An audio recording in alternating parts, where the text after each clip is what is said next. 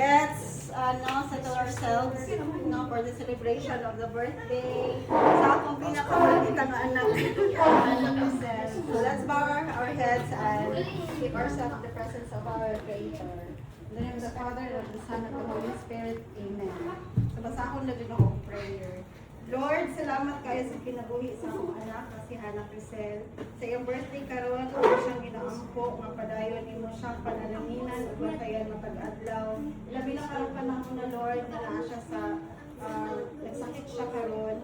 Katagi siya maayong panglawas, malinawon nga kasing-kasing, ug kusog sa pag-atubang sa tanan niya ang damgo ug pagsulay. Laban na sa iyang mga laag, matagkadlawon Lord. Makagawa siya, makabalik ra pud siya kay bantayan na kay siya sa iyang lulo.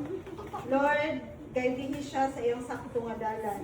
Hinaot nga magdako siyang buutan, lig-on ug puno sa gugma ug respeto sa kauban. Kung maluya siya, ikaw unta ang iyang kusog, Lord. Kung masubo siya, ikaw ang iyang kalipay ug comfort. Salamat kay bisan usahay maldita siya, kabalumi nga buutan ug sweet gihapon ang akong anak sa sulod. Ang pingi siya pirmi ug pun ang iyang kinabuhi sa happiness, love ug daghang blessings. Ug mapasalamaton pud mi sa mga pagkaon nga naa sa mga tugangan karon, Lord. Unta og padayon ang imong pagdayaw sa mga blessings ug kami pud nga makahatag og blessings sa uban.